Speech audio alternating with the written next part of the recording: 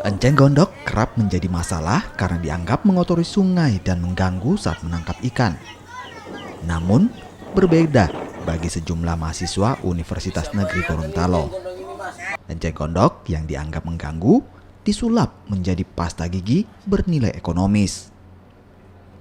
Pasta gigi dari daun enceng gondok bermula dari keprihatinan sejumlah mahasiswa Negeri Gorontalo yang melihat enceng gondok tumbuh subur di Danau Limboto.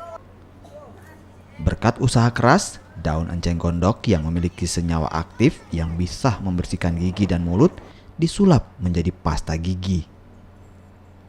Sekali produksi kini dapat menghasilkan 30 pasta gigi dengan ukuran 50 hingga 100 gram. Pembuatan pasta gigi eceng gondok ini bermula dari kami melihat potensi sumber daya eceng gondok yang melimpah di daerah kami, khususnya di Danau Limboto.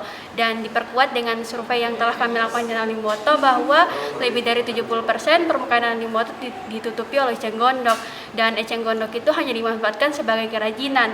Padahal eceng gondok ini mempunyai senyawa yang bisa mengatasi permasalahan gigi dan mulut. Berawal dari situ makanya kami membuat pasta gigi dan tanaman eceng gondok untuk mengatasi permasalahan gigi dan mulut. Pasta gigi hasil karya mahasiswa negeri Gorontalo yang diberi nama Ekden kini diperjualbelikan di lingkungan kampus. Untuk ukuran 50 gram dijual Rp8.000 dan ukuran 100 gram seharga Rp15.000. Mamat Kaida, Kompas TV, Gorontalo.